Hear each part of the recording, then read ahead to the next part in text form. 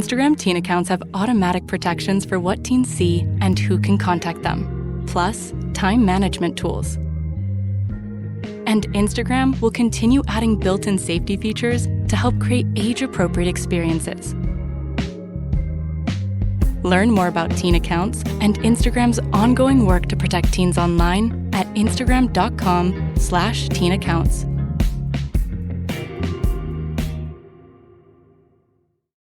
TaxAct's filing software and live tax experts can help small businesses easily knock out their taxes. Actually, our experts can help you find deductions and credits for any sized business. Itty-bitty businesses, medium-sized, really big, mid-sized, small businesses, companies with 0 employees, and mom-and-pop conglomerates. Yep, our tax experts can help all of them. TaxAct. Let's get them over with.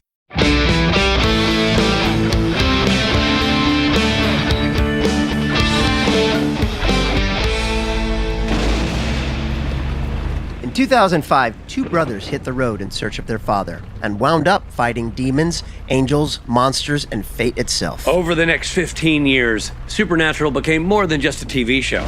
It became a family with one of the most passionate fan bases in the world. I'm Rob Benedict. I played Chuck Shirley. You might also know me as God. And I'm Richard Speight Jr. I played Loki, the Trickster, and Gabriel. And I also directed more than a few episodes. Now, we spent years making this show, but we never actually sat down to watch every single episode in order until now. And that means that each week we're watching Supernatural from the beginning, now diving into Season 8, the year of purgatory, prophets, and the pursuit to close the gates of hell. And we'll be joined by cast, writers, directors, and the crew who help bring each episode to life. You'll hear behind-the-scenes stories, our honest reactions, and maybe learn a little about how television gets made along the way. Now, I'm warning you, there are going to be spoilers. And remember, this is our first time truly watching the series, so if we miss a detail or don't remember what happens 3 seasons from now, well, that's part of the fun. So join us as we keep the engine running, hit the open road, and fall even deeper in love with Supernatural.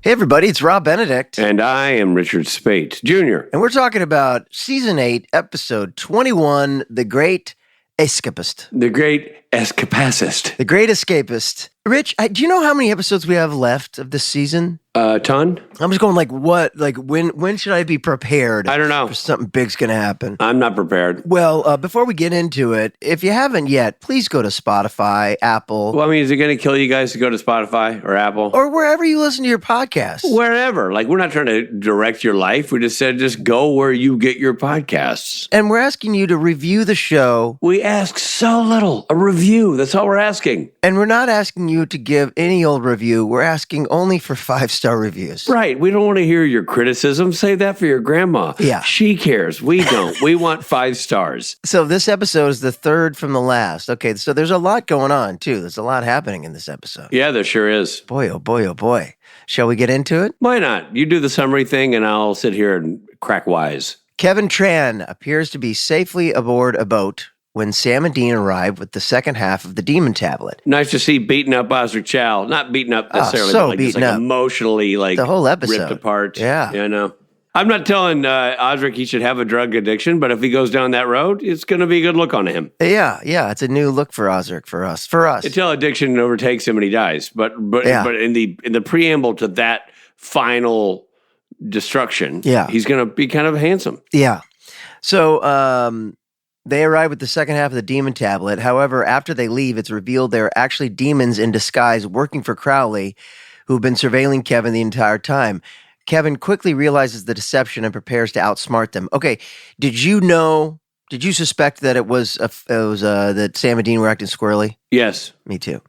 Back at the Men of Letters bunker, the real Sam and Dean receive a pre-recorded message from Kevin sent in case of his capture or death. We like that. Yeah, we just said it. We like that. The message directs them to his research. Meanwhile, Sam is growing increasingly weak from the trials, suffering from hallucinations and extreme physical symptoms. Though he insists on continuing, it's kind of like you on a Tuesday night. Exactly, where I'm going to power through. Sweating. It doesn't matter that I'm having an allergic reaction to the shellfish. Yeah. I want to say something here that bumped for me a little bit. And I know the constraints of television, yada, yada, yada. But when they find out he's dead, they're like, oh, man, he's dead.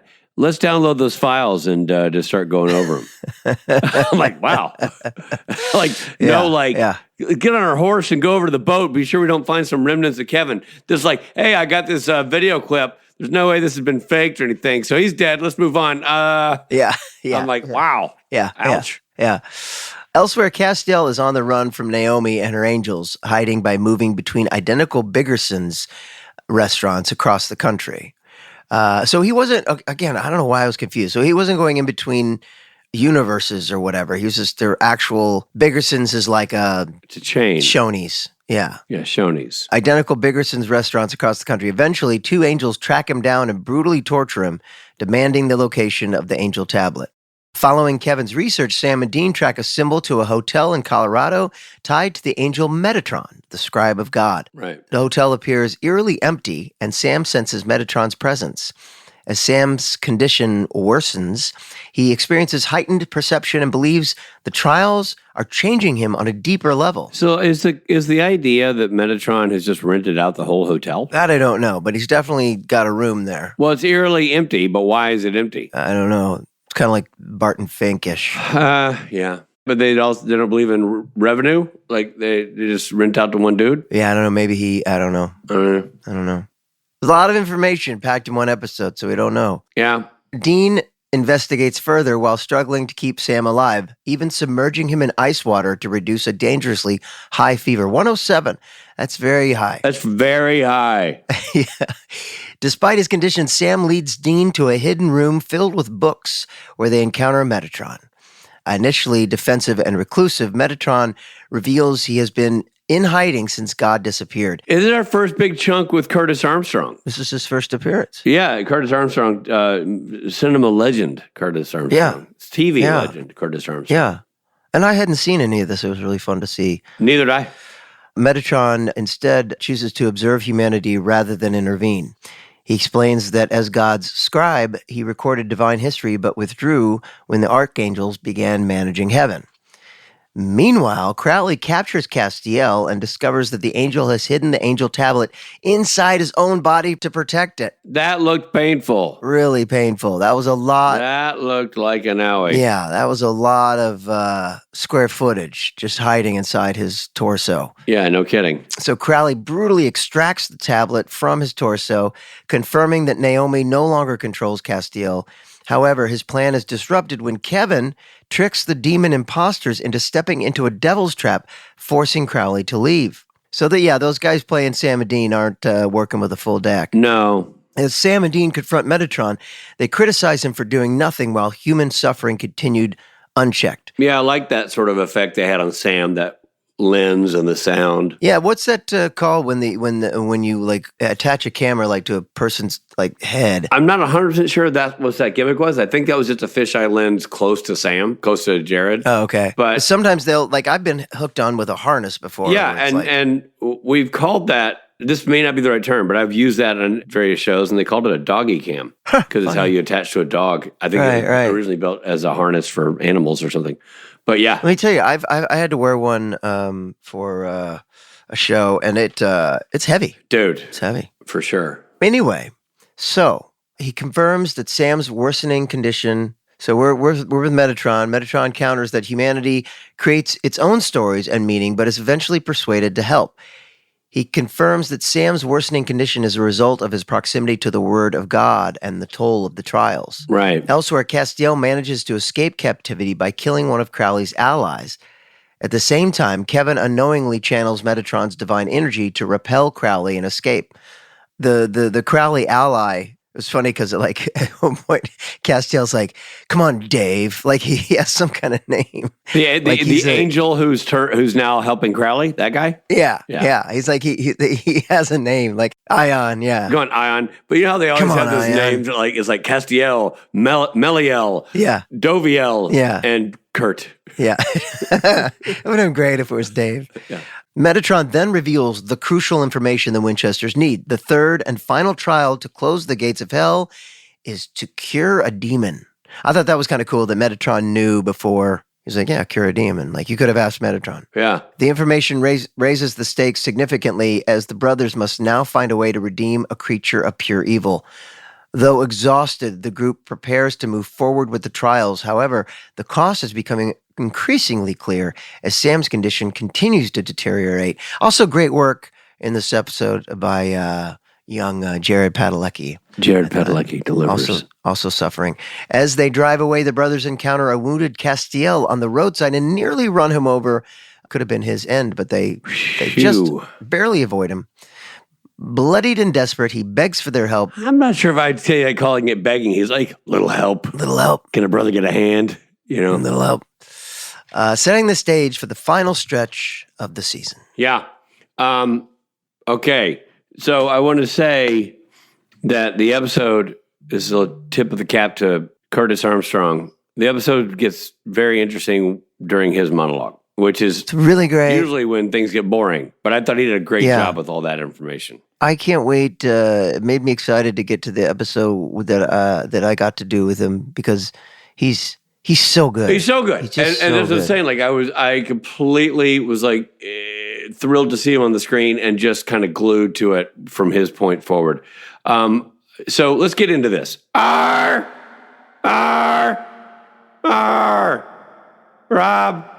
and Rich. Ratings. I struggled with this episode.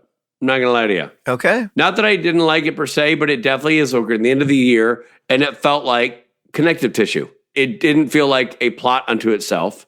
So it's like an act 2 kind of. To me, it felt like a lot of information shoved into one episode where it's like, That's kind of what I mean. It's like exposition, you know. yeah. That's why I was happy with, that they put all that in the gifted hands of Curtis Armstrong because he made it interesting. Yeah, the Curtis stuff was great. I love that. I mean, the thing is like, yeah, the stuff you're talking about, the connective tissue, that was kind of confusing. I'm still confused about where Osric is supposed to be. Right. Why the message of him being dead was even triggered. If he's alive and well and in the boat, why couldn't he have stopped that message from going out? I don't understand. I don't either. And it felt like there were 5 other episodes before this one where we could have maybe had some of this stuff. And can I clarify something with you too? So when Osric is sitting there eating barbecue and Crowley comes in and he's like, I knew your guys weren't Yeah. the real guys. Right. Yeah. How does he know he's not going to give in to Crowley? I think he's just like, Just because he's over it? I think he didn't. At some point, he goes, I'm not gonna do it. But it's just because of decision, right? I'm not gonna cave this time. Yeah. There was no trick. It's just No. will. No. Okay, so when Crowley has him by the neck up against the wall, he's not doing something himself. That's Metatron intervening? Correct. Okay. The boys go to Metatron and we're like, how dare you sit there and do nothing? We've got a friend who's died because of you. And Metatron just goes and rescues him. Right. Did he go back in time? That's what I can't figure out. I thought Osric was already dead. So this confrontation with... Well, that's what I'm saying. I don't know where Osric is, if Osric's dead. Yeah, but I thought Osric was already dead. And that this was... But then Crowley blows the door off the boat. I'm like, oh, Osric is alive. Did this go back in time? Did we just was it a flashback to that? Yeah, honestly, dude, I'm confused too. I'm confused about the Kevin storyline. Well, wherever he was, Metatron rescued him. Right. It still doesn't explain why in the last time we saw Kevin, Crowley kidnapped him and cleared out his office space, cleared out that boat. The boys go in and he's completely gone and all of his stuff is gone and all the notes are gone and everything's gone. And now at the beginning of this episode, it's all back. Yeah, I didn't get that either. I did not understand. Anyway, so that stuff is confusing. I will say the positives in this episode were very positive for me. Curtis Armstrong, as you said, Kevin's anguish, Jared's anguish. There was a lot of, I thought it was kind of fun, the actors trying to be Sam and Dean and kind of failing. I thought that was kind of fun. I thought we were going to kind of stay in that world. Right. I was also directed by a director I'd never heard of before. Who was it? Robert Duncan McNeil. Oh, I don't know that name. Exactly. Huh. Okay. And you could kind of tell there was some of it was kind of different from the normal. Look, it's always great to see Amanda Tapping. She's also always great. And Shepard, of course. All-star lineup. I just felt like it didn't do it for me. But I will say, it's Ben Edlund's last episode. I can't give it a bad rating. I'm not going to give it a bad rating because I didn't dislike it. There's a lot in there that I liked. It just was a lot. And again, I think it's no fault of anything other than they need to tell the story, and there's a ticking clock on episode counts, so they're cramming in all this information. Yeah. Do you have a facial hair rating? I will. Ready to go? I will. All right. You go first. I am going to give it and I think this is apropos, the Metatron. I'm going to give it the Curtis Armstrong in this episode, which is it's a beard-like, got kind of more of a mustache going on. It's cool looking on him, but it's not a fully fleshed out beard. It's not a lush, full, glorious beard. It is sort of just a solid representation of a beard without it being fully fleshed out. Okay. Well, thanks for listening, everybody. We'll see you next week when we review. Sorry, I had one, and then you said that, and then I realized that the one I was gonna maybe was anyway. I'm gonna give. You know what I'm saying? Like I'm gonna give the. Do you know who Rhett and Link are? I do not. Well, Rhett Butler? No, they're YouTube sensations. They're basically me and you, but they made it big. People actually like them, and Rhett has a lot of hair and a big beard, and it works. The kids seem to love it. But I think it's too much. It's too much beard. It's too much hair. It's this guy. What's his partner's name? Link. Does he ever say, frankly, Link, I don't give a damn? No, but it's he should. They're huge stars. They're if you and I had really done well on the internet, the internet sensations. All right, your boys will know who Rhett and Link are. I wish you knew because they really are. They're about our age. They're a little younger than us, but they're probably in their 40s. That's good. They're graying. I'm happy for them, man. They're killing it. Yeah. Anyway, a lot of beard. So to me, the point is it's a lot of beard crammed onto one face. It's just too much beard. Sometimes it's too much. It needs a trim. Okay. All right. I get it. I understand. And so we both come at it from different angles, but kind of a similar thought process, to be totally honest. It's kind of like, you're like, it needs this. And I'm like, it's not fully formed. And so same idea. Right. Two different beards, two different men, two different... And you and I are two different people. Measuring sticks. Yeah, we are, despite what the internet tells everybody, we are two different people. Right. Well, we're going to be able to get into the nitty-gritty of this, though, because we're not stuck just you and me talking about it. You know what I mean? Right. This is Ben Edlund's swan song. Oh. It's his last episode that he wrote, which makes me sad because we've come to be each other's best friends. Yeah, and also, man, the work he did on the show is just stunning. Top notch. And I didn't know he ended after season 8. I didn't either. It's been great having him and talking about the episodes. Though he sticks around the series through season 9. This is the final episode that he wrote. But we are lucky because we get to talk to him about his last episode. And here's our conversation with the one and only Ben Edlund.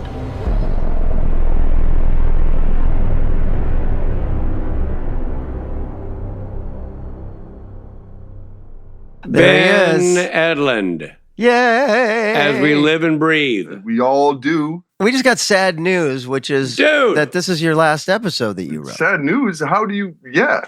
That's news? Well, we don't have our finger on the pulse in case you haven't figured that out. Yeah. I'm done, gentlemen. I'm done. Wow. We were really touched when you said... a few interviews ago that we were your new best friends. I know, right? Yeah, because we all hang out and chat. And now friendships have to crash against the rocks of reality eventually. Well, no, I can feel the sea spray now as this happens to us. I hope that's sea spray at least. I know it's salty. Yeah. Oh boy! Oh mercy! Hey, Ben, so I want to open with this. Why? Like, what made you decide that you were done after season 8? I mean, that's a long time. Yeah. To be at one place. I think that although I have a thing where I couldn't possibly not put everything I had into what I was doing, so I wasn't like checked out in any way. Right. I cannot do that. I'm sure I can with the right combination of money and indifference. It just didn't work out that time. Right. It had just gone a long time, and I had kind of receded into the back of the offices in a back corner office, and I was just like doodling nonstop and just like, it was time. It was time. Did you want to devote more of your time to like comics and your own other projects. stuff? Did you have a plan or? I mean, actually, what took place was, I was still in a kind of an era where I was happy to just do whatever was kind of coming down the river. Not anything, but like really, I was in this, like, I work with other people and make things, like I'm a facilitator. I was in my facilitator phase. Mm-hmm. So like I ended up actually going from Supernatural to Revolution with Kripke. Oh, because okay. we had worked together on his, like he wrote his pilot and everything, but in the kind of world building early stages of conception, I took a week off from Supernatural and we just kind of tossed GMOs versus nano and things like that, just like some of the DNA building. And then that had me primed to step over there. So I did their second season there. And then I launched off. I took away. It was enough. Right. But that was great. I mean, like, it is really like probably, well, definitely among the top things that I've involved myself with. But sociologically and just in terms of like being part of a movement or something that really took off in a way, like I imagine maybe being in that early Star Trek era where you're starting to realize, oh, this is not just one show. This is a sort of expanded universe that people inhabit, whether or not an active piece of content is like putting more layers on or not. Right. So, yeah, it's just that that was a very comfortable gig because I really liked the story stuff. I liked the deep arcing and stuff, and it just so I stayed a long time. Yeah. No regrets, but it was time to go. Yeah. Understood. Just hold that thought. We're coming right back.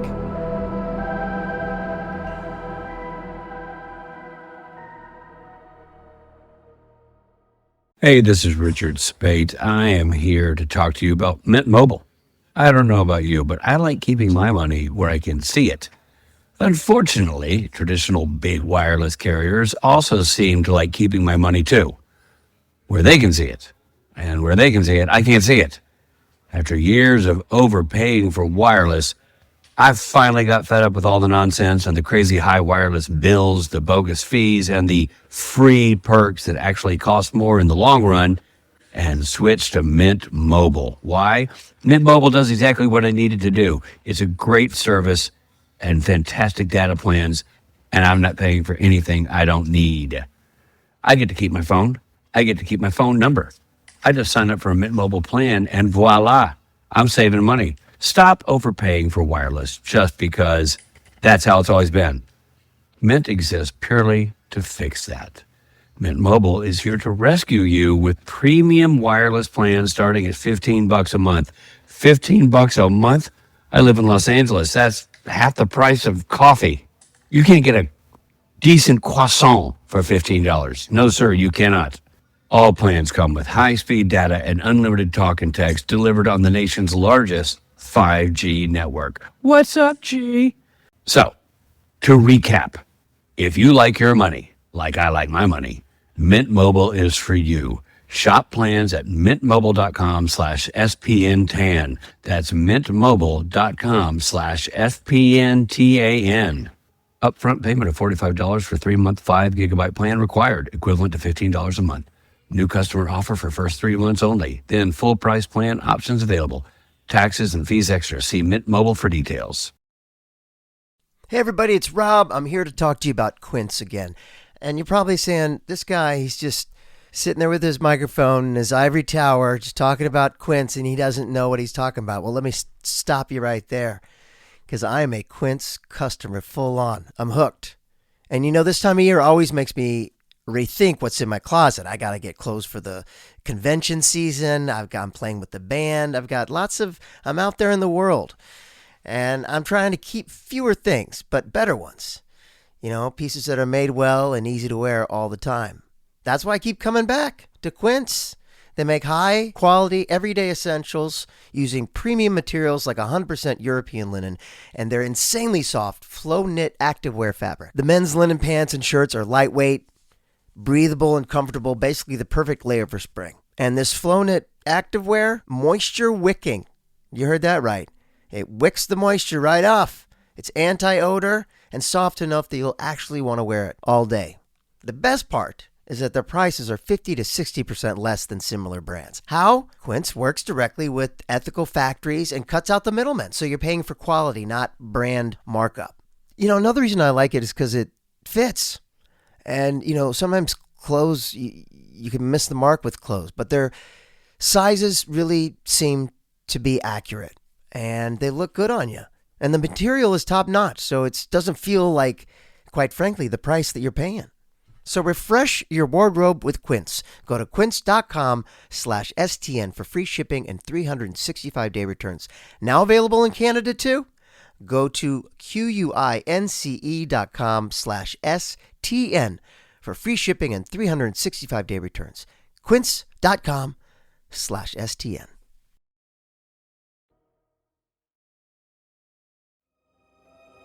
Thank you for supporting Supernatural then and now. And now, back to the show. Well, this is a big episode. There's a lot going on. We were just saying there's a lot of information stuffed into one of them. 50 minutes, 45 minutes.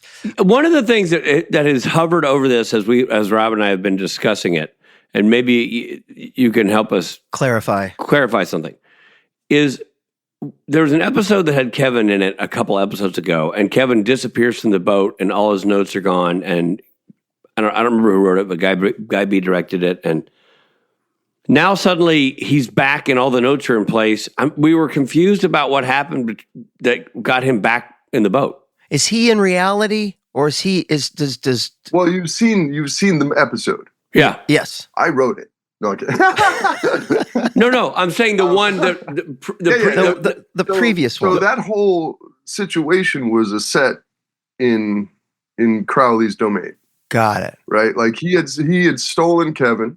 He had stolen all his notes and then meticulously recreated a set out of. So you were right. Rob was right. Dream stuff of hell. Yes. Got it. And that translation through that veil of Sam and Dean into Crowley's day players, was in essence the codex for that. So Kevin has been ensconced in some form of illusion that is so perfect. Yes. You can't detect the difference that way between reality and illusion. So but the Sam and Dean performance is what was the giveaway. Okay. Dude, I really appreciate that. And that may seem like a dumb question, but just how we've been watching it, we couldn't. Both of us struggled to connect. Well, it turns out Crowley was fooling us as well. Yeah, it worked. Fool you that many times. We all saw. Shame on everybody. Well, okay. Now it makes sense. It makes a lot of sense. Okay. One thing we really liked about this episode was Curtis Armstrong. Oh yeah, finally introduced as Metatron. Metatron was first mentioned, I should say, back in episode 7 of this season. Was the intention to always have him be a part of the end of the season? Were they setting it up? He was technically first mentioned in Reading is Fundamental. Oh, which is the previous season when they made the Metatron Megatron joke. Right. Transformer did not write this. Right. Not to be a fella. No, please. That's what you're here for. You're here for that. You're here to guide us. So that angel sort of started to become a conceptual member of the cast once we started to develop the God's sort of the Word of God, because he was the scribe. So I don't know that. I mean, I think he was definitely. We were all in agreement he was coming down the pipe eventually. Right. So. Right. But yeah. We had in mind as soon as we were talking Scribe of God, Word of God, Metatron, that loosely he had been sketched into the future. Right. Did you have any voice or hand in casting Curtis Armstrong? I was not required in terms of approval for casting. Yeah. So I think I probably just heard that. I don't know. I'm not sure. It's inspired casting. I love He's great in it. I mean, there's a world where, because I happen to have loved Curtis Armstrong from way back, Revenge of the Nerds, and very much kind of like Jackie Earle Haley. He was the face of our youth. Yeah, and there was a sort of, you could get into that guy. Like he was and John Belushi, that kind of like animal, or Jackie Earle Haley in Bad News Bears. He was like, yes, he was the shoes for a kind of follow your worst impulses kind of like entity that was not threatening. He was likable. Right. Yeah. Right. And he was like one of the heroes, oddly. Right. Right. So I had a long time relationship personally with what he had done. Whether or not I suggested anything, I don't remember, but I was thrilled. Yeah. Because he's perfect. I almost wondered if it was written for him. It's that good a casting. Right. I mean, because he feels like the guy. Yeah. I don't think I was writing for him. No, clearly not. But he picked up the mantle really well and does a great job. I was telling Rob in our conversation about it, my favorite part of this episode is him talking, giving his story. And in the wrong hands, that's not a great scene. Oh. Because it's, it's a lot. Oh, yeah. You've got to pull it apart and reassemble it through the eyes of the character. The performer has to be dialed in on all of that. And he just does such a great job. I know. Yeah. I will say, like, the whole episode does a thing. I don't know what mood I was in or whatever. I guess because it was all about the actual scribe of God, sort of like it was the act of writing. It was writing and reality. So I definitely got seduced into that writer's corner of like, isn't writing great? Where like there's a celebration of story and stuff. That's like, yeah, definitely that could really go south if it's like performed improperly or anything like it. It's like it's just self-aggrandizement if it's done poorly. Right. Yeah. Apparently there was a scene that got cut out where Crowley's spending more time watching Sam and Dean, the doppelgangers, on the monitors and complimenting their acting. Were you aware of that? I mean, that sounds right. Yeah. Like if that was in there, that would have been just having more fun. Too much fun. Yeah. Having too much fun. I did like that. Yeah. I did like that part of it, and the fact that they were kind of not great at it, but Yeah, they're kind of Crowley's notes were fun, and the idea that like and also the idea of being the king of hell sucks. So everyone is just kind of going, yeah, that's great. Yeah. Right. Now the three trials theme that sort of is permeating Sam's current character journey, were those preordained in like an early season breakdown of like, okay, Sam's going to have to go through these three things and here they are.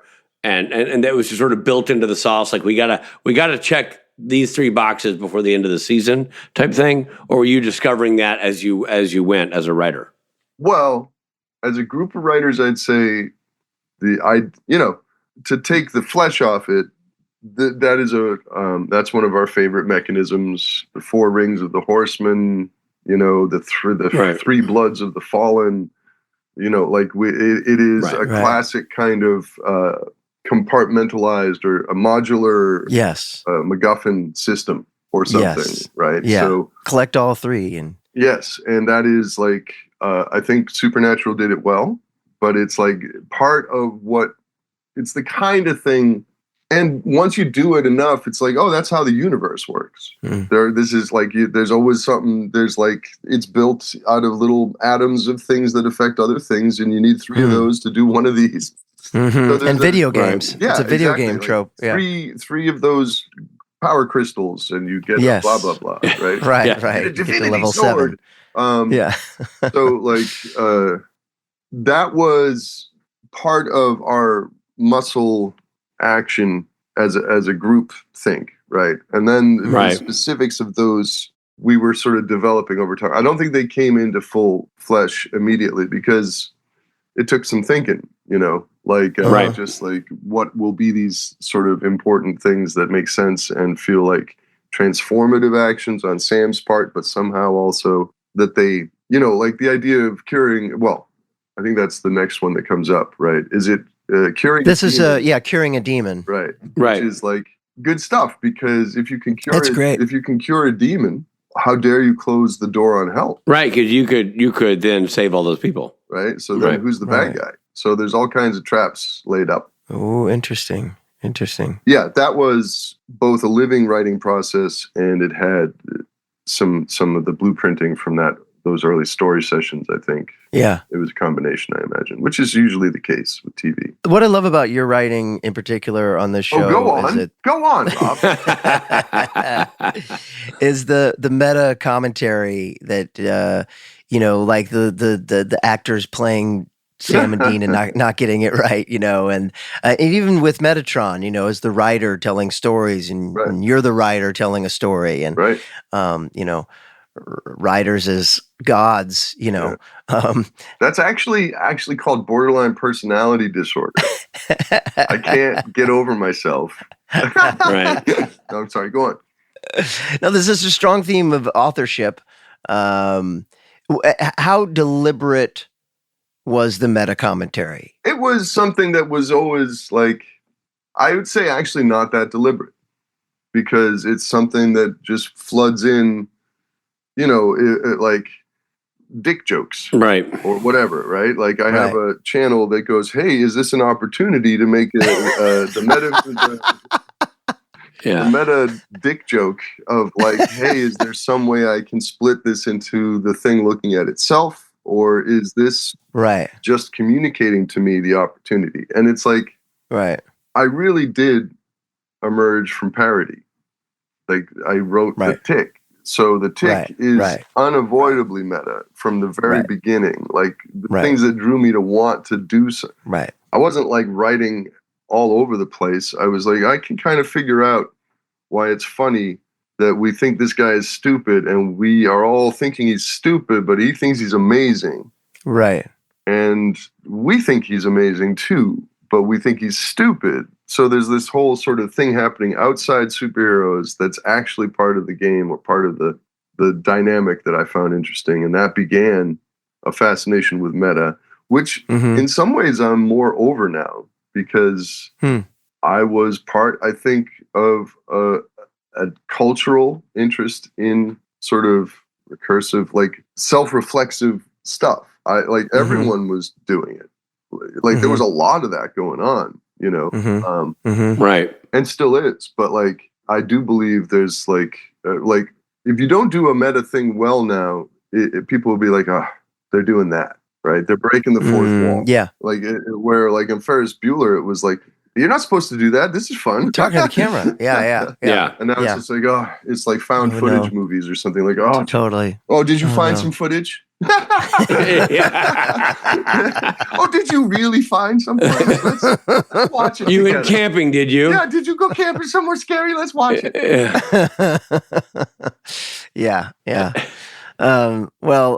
It's really fun, especially with a show like this. Dude, you're all, by the way, front of mind whenever we talk about the big impact players on this show. I mean, your departure. So I have to ask, you're around longer. It's not like you wrote this episode and then packed up your stuff and left. You were around. Right. I was there for the season's completion. Right. So at any point, did you know this would be the last script you wrote for the show? No, I think at that point I was just, but I mean, it was not easy to write that script, actually. I'm not surprised. It's a ton of it's a ton of information. And I mean this as a high compliment to your writing. This is less Edlundian than some of the standalone episodes you write, because I feel like you had a lot of masters to service here. True enough.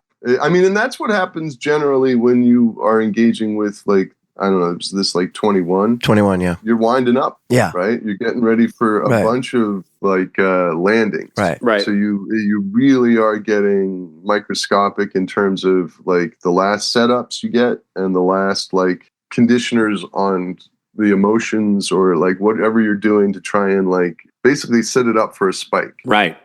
So that's and that would be true of Reading is Fundamental, introducing Kevin, introducing the Word of God, basically introducing a whole host of material that was going to be important both for the finale and then for the next season. And Metatron became quite a figure, obviously. He's got some episodes coming up. When you have an episode like this where there's a lot, it's the third to last episode, a lot of information. Is there ever a conversation with the other writers where you're I don't have enough space to put that in my episode. Can we shift that to yours? A variety of things. Yeah, there's that. I mean, that's always it can happen it's not so much like that I would go and do a horse trade on the side and go, I need to give you a scene, dude. Yeah. Let's meet in the back parking lot. I'm going to hand you some pages. I got a pack of smokes, it says.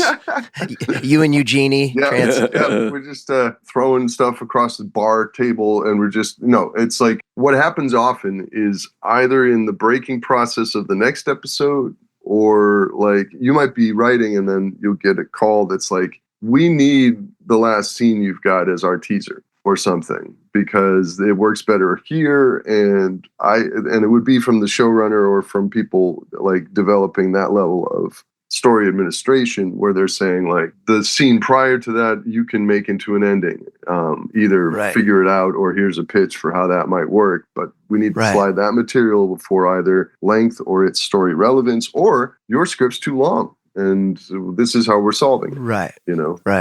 So, and that could even happen. I think that's happened even in the editing room where you've got cuts going and you go, this cut's long. Can we just drop that scene and make it part of the next one? And does it fit? And it does, Right. So I've benefited from that. Episodes have benefited from scenes that were initially from mine. Right. And I've inherited scenes, great scenes. Right. From other episodes. Yeah. And are those three, like, is the end of a season kind of pitched together? Are those stories broken together? I'd say that they're broken with a more of a continuity. That sort of to be continued. Triune continuity is more in mind, right? It's because you're breaking almost like a little TV movie. Right. If it's going right. Right. And, those are obviously like very high stakes breaks because, we all know the experience of watching something and then seeing the finale drop the ball. Right. And it's like all of a sudden you fall out of the bottom of the UFO and the abduction's over. Right. And that's what everyone making these kind of flickering myths, that's what we're trying not to have happen, is to people to cease suspending disbelief. Right. As you were wrapping up, or even as you reflect back on your last script that you wrote, what for you, and it could be one of your scripts or somebody else's, but what was an episode highlight for you in your time at the show? Oh, geez. It could be more than one. It doesn't. I'm just curious, like things that stood out to you as you were reflecting back on your experience. That we were able to do the suicidal teddy bear is a thing. Unbelievable. 100% agree. Yeah. Like that is, ultimately very supernatural. I mean, like it is of that show, but it's also very me. Yes. About as like signature a kind of a invention as I could hope to foist upon this unsuspecting mess.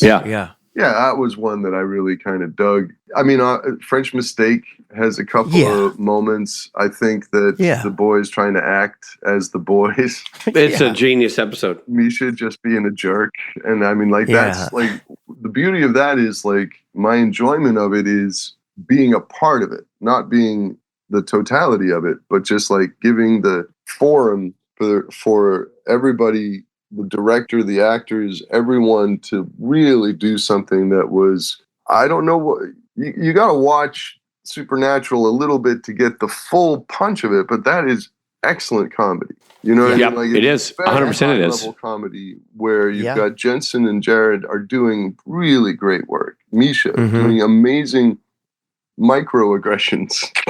And shit. Like, so that's just those kind of moments out of a personal recollection. The end of The Man Who Would Be King, where it ends on the fire circle around Cass, and it's like this little play with all of his friends around him attacking him. But we were setting up that. We were trying to figure out the those like flame bars for like certain shots as we were doing our setting up the wides and everything. And like the guys were just practicing. They were taking every moment that they could to do these, like they were just running the lines. Like they really understood this is some drama we got to deliver. And just the whole unit operating and having those actors who are excellent. Mm-hmm. Like really accomplished actors, and just by hook or crook, they were forced to do that with my words. Like they were really like becoming this like unibrain around it and everything, and it was just an incredible. It was very flattering, also, to watch those guys like put my material into that machine and hone it while I was trying to figure out at my primitive level how to set up my shots and so forth. But it was like it was good. Yeah, that's awesome, man. Yeah, I'm sure there's many more over. If we kept having these conversations, I'm sure the highlights and the fond memories would keep streaming because in. You wrote so many classic episodes Truly, that have become the top episodes that fans always name, and I mean, to Rob's point, you set the standard. I mean, dude, your impact on Supernatural is immeasurable. Yeah. I mean, it's substantial. Fantastic. I think that you would be, obviously, Kripke is the brainchild here and captain, but man, your voice was so present and front and center in so many episodes. And I'm counting the ones you wrote. I'm not counting all the contributions that I don't know about you in the writer's room helping a writer solve a problem or add a moment or create a beat.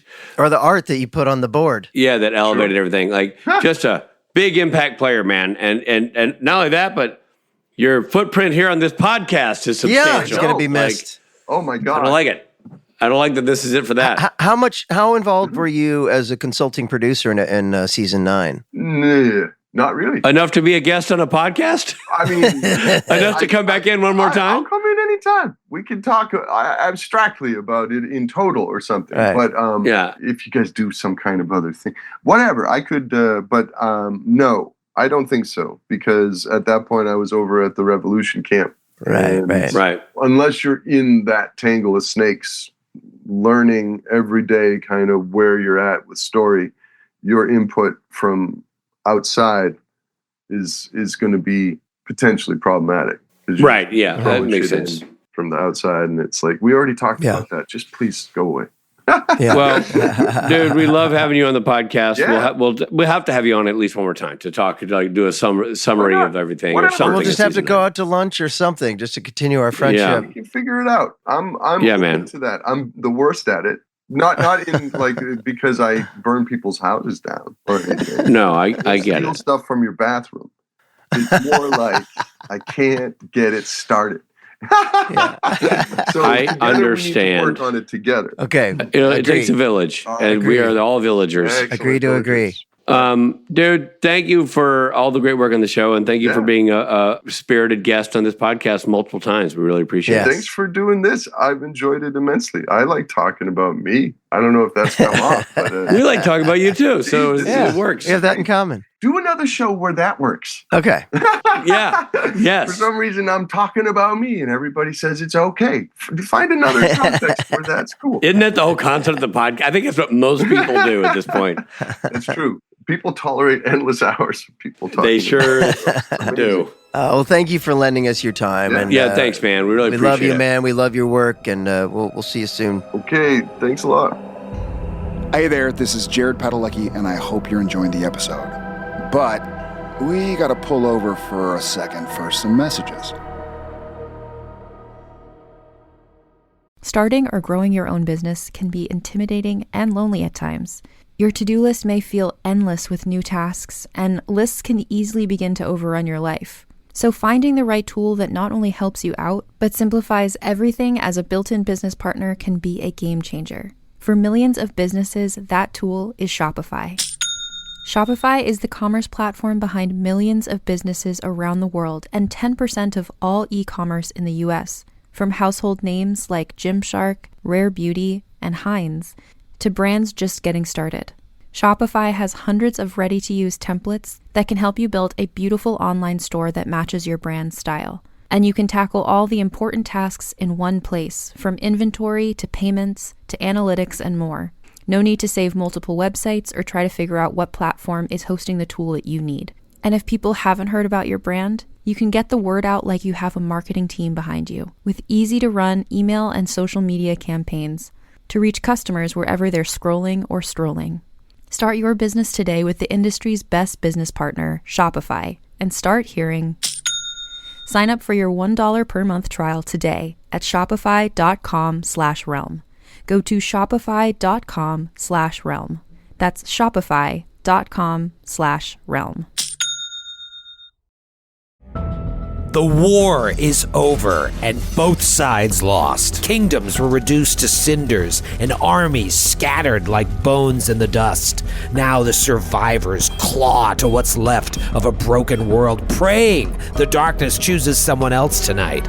But in the Shadow Dark, the darkness always wins. This is old school adventuring at its most cruel. Your torch ticks down in real time, and when that flame dies, something else rises to finish the job. This is a brutal rules-light nightmare with a story that emerges organically based on the decisions that the characters make. This is what it felt like to play RPGs in the 80s, and man, it is so good to be back. Join the Glass Cannon podcast as we plunge into the Shadow Dark every Thursday night at 8 p.m. Eastern on youtube.com/theglasscannon, with the podcast version dropping the next day. See what everybody's talking about and join us in the dark.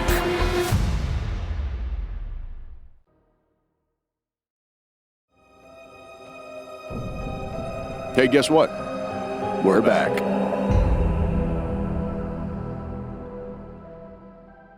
What a treat to have Ben Edlund. I mean, and I'm going to tell you, Robbie, I'm going to miss having Ben Edlund on the podcast. Me too, man. Me too. I'm in denial that it's the end of that era. Yeah, it's weird. I was sitting here thinking, I don't think I ever did a Ben Edlund episode, and that's I never did. Makes me sad. Never directed an episode by him, obviously, because I hadn't even started directing yet. You did, however, get to direct an episode. Your first episode was written by his better half, Jenny Klein. Jenny Klein, yeah. Yeah. You were close, and I got to be friends with them. Well, in many ways, we're going to have Jenny Klein on, right? Yeah. So we're just passing the baton. We're going from Edlund to Klein. Right. Exactly. Same house, same roof. Same roof. All right, well, Robert, as much as I love lauding praise upon Ben Edlund and continue to do so, I think we must turn to a different segment that we call Mythology. Supernatural's lore around curing a demon is unique to its mythology. However, the hit Oscar-winning film K-pop Demon Hunters has its own process. Rich? In the movie, as I recall, curing a demon is achieved through the power of music, self-acceptance, and emotional release rather than just violent confrontation or destruction. That's so old hat. When people say, what's Rich like? I say emotional release. Yeah. and self-acceptance. In the film, Rumi, Zuri, and Mira, the trio that make up the band Huntress, I don't have to tell you that. Of course, yeah. Realize they must dismantle the evil and oppressive Hanmoon barrier that has surrounded the earth. This would allow demons to reclaim their humanity through their personal connection and overcoming internal shame. Well, again, very rich. Two topics. Very me. Very rich. And this is all seen in Rumi's journey in accepting her own trauma and the demon blood in her veins. Does that sound familiar, Robert? Oh, man, does it? The key to destroying the barrier, turns out, is connecting to people, healing their trauma through Huntress's music. God, this movie is so you. Yeah, this is very me, and also smart move, Huntress. Way to move some product by being the band that has to be part of the demon saving thing. I mean, you're going to make you're going to get some streams. Yeah. You know what I mean? You're going to rack out some streams. Yeah. Anyway, Zoe, Mira, and Rumi use their musical performances to connect and heal their massive global audience. Massive. Allowing them to cure attacking demons, free humanity, and ultimately make just a boatload of money. Oh, and defeat Guima, the Demon King. Well, we got to see the movie. We got to see the movie because there's not much to add because we haven't seen it, so we don't know what any of this means. No, we don't. But you had me at Hanmoon. Yeah. And I'm gonna say, unfortunately, the Hanmoon phase is over. I'm going to be a Huntress head. We've been dating for so long that the Hanmoon phase is finally over. Good one, Robbie. Well, yeah. That was fun, but mythological. Now we need some factual fun. Okay. So we should get into the segment we like to call Fun Facts, Fun Facts, Fun Fun facts. The title of the episode, and we know this for a fact, I guess so, comes from the 1963 film The Great Escape, a great movie starring Steve McQueen. Nobody's cooler than Steve McQueen. No. That's a movie star. Right. Steve McQueen is so cool. For some reason, Apparently not a great dad, but a great movie star. Yeah. Different time. For parents weren't quite the same back then. Right. But The Great Escape, who was my father's favorite movie. So I watched it as a kid. I didn't think about The Great Escape when I saw the title The Great Escapist. Did you? Yes. What'd you think of? I thought of more like The Great Houdini, like a title of a Houdini show or something. Okay, You know? no, I just thought it was a play on The Great Escape, honestly. Right. No, and hey, turns out you were right. I was wrong.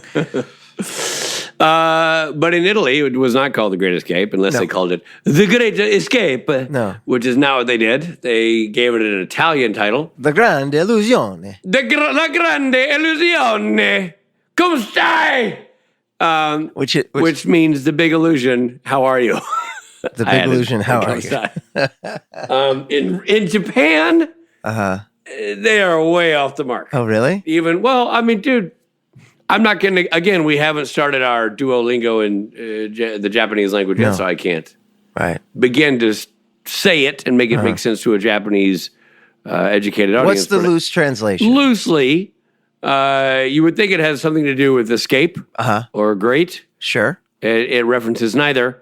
It goes simply by, and again, this is a loose translation, the happy fun boat that kills you. Oh, interesting. You know what? Kevin Tran's on a boat. I'm just going to there you go. That's what it is. And he does die on the boat. I was with... In many ways, Shepard is the happy fun boat. Because he kills him. Right.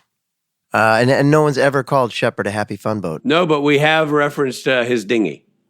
That's true. I was with a bassist of Loudon Swain, Michael Borja, the other night, and Borja had never heard of Duolingo. And so we turned him on to Duolingo. And I find that hard to believe. And I know that I'm a caveman, but he has children. But he's a robot, so he doesn't know. I don't know. Anyway, we downloaded it. Although he did say like, oh, it turns out, it's one that, your phone deletes things, but you've downloaded it before. Yeah, he's already had it. He's had it and he forgot. Yeah, so he lied to you. He didn't lie to me. I honestly think that robot brain just didn't know. And he's like, we are talking Duolingo. I don't recall. Anyway, and he signed up to learn Japanese. And I went through the first lesson with him. It was really interesting to see it in Japanese. We'll have to have him on the show in about 6 years when he can speak it. And he can finally translate these titles. Yeah, exactly. In season 8, episode 7, A Little Slice of Kevin, Metatron is described as an archangel. Metatron corrects that misnomer. He's just a regular run-of-the-mill angel. They did mention Gabriel in this episode. I heard my name pop that's up. Right. And they said I was dead. And I'm like, did I die? Did they say you're dead? He's like, they're all dead. He's like, they're all he's dead, kind of right. listed, blah, blah, blah, blah, blah, blah, blah, blah, blah. They're all dead. I'm like, well, they think you are. I guess they do, right? Yeah. I forget my own arc. Well, next season, we're going to... We'll find out. This is the 50th. 50. Wow. 50th appearance of Castiel. Pop the champagne. That's a lot of residuals. Wow, 50th appearance. That's amazing. Well, and we're only halfway there, so. Nobody milked Monotone for more money than Misha Collins. Curious how they shot that, the sequence of him. Was it just green screen with different lighting every time? How they shot him in front of all the different Biggersons, all the different cities? Yeah, dude, I don't know. It was obviously a green screen. Yeah, a green screen, but everyone had kind of different lighting. So they changed the. Yeah, they did adjust the lighting to the. A very quick switcheroo. Probably had a very efficient way of doing that. That was really creepy and sad. That woman who had her eyes burned out, and she's sitting there going like, "So cold," or don't do it. Stop. No, they're make it stop. Don't do it. Stop. Don't do it anymore. Yeah. They want you to stop.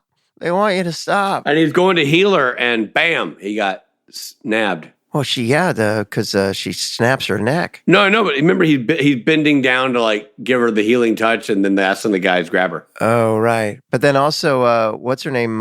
Snaps her neck. Amanda Tapping. Yeah, snaps her neck. I know. Yeah.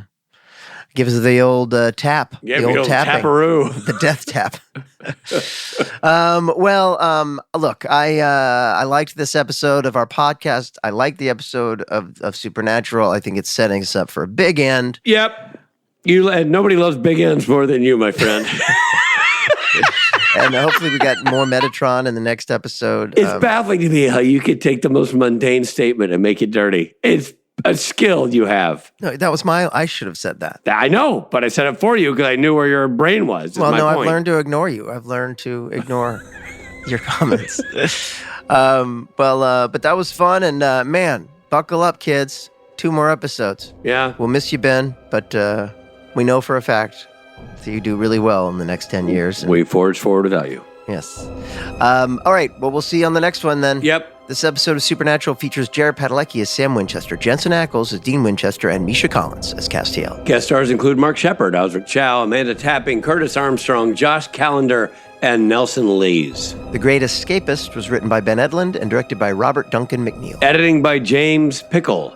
Music by Christopher Leonards. Special effects assistant was Dan Youngs. Executive produced by Robert Singer and Jeremy Carver. Supernatural was created by Eric Kripke. The episode featured the following songs: Spanish Flea by Herb Albert and the Tijuana Brass. This episode originally aired on May 1st, 2013. This episode of Supernatural Then and Now was hosted and executive produced by Richard Spade Jr. and Rob Benedict. Produced by Stephen Hine, written by Stephen Hine and Hada Holscher. And edited and associate produced by Trey Booty. What's up, Buddha?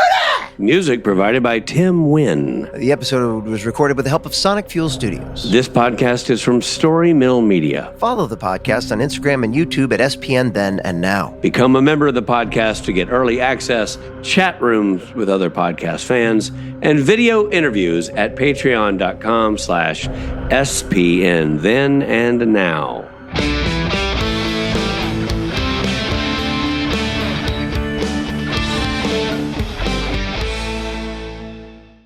I don't want to see a review of our podcast going, the ambience is great, but the chicken was cold. This is like, you're here for cold chicken. That's what we, Rob and Rich equal cold chicken. This is the part of the program where I tell you I don't know. Hold on, sorry, Robin. Don't mean to interrupt. Got a quick note to self: don't pitch Ben my found footage movie. Coming back around on the Lazy Susan. You don't know how much I need work. You don't know. Good point. Scratch that. Pitch Ben found footage movie. Let me just kind of absorb the phrase Oscar-winning film K-pop Demon Hunters before we move forward. Now, Rob, you saw K-pop Demon Hunters early on, and you said, I like it. It's a fun film. I didn't. I have not seen that movie, but people really seem to like it. Damn it. I really thought, because Rob usually has his finger on the young people. I know, but I don't have... I came out wrong. I don't have preteens. He has his finger on the pulse of the young people. I don't have my finger on young people.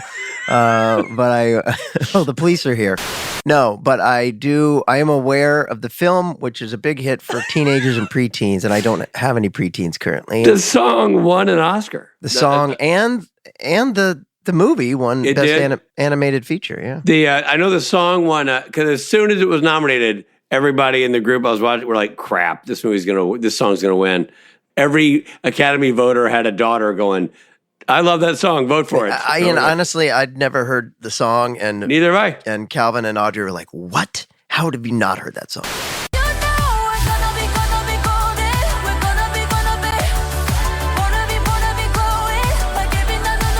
Reality TV is messy. Pop culture is louder than ever. And the internet completely unhinged. Welcome to Roxanne and Chantel, the podcast where cousins Roxanne and Chantel break down reality TV, celebrity drama, and the stories everyone's texting about. We recap the shows, spill the headlines, and sit down with the stars themselves. No filter, no boring takes, just the tea. New episodes every week. If it's trending, we're talking about it. This is Roxanne and Chantel. Let's get into it. Goodbye, Kyle. Did the sound of those words call to you like Pavlov's dog?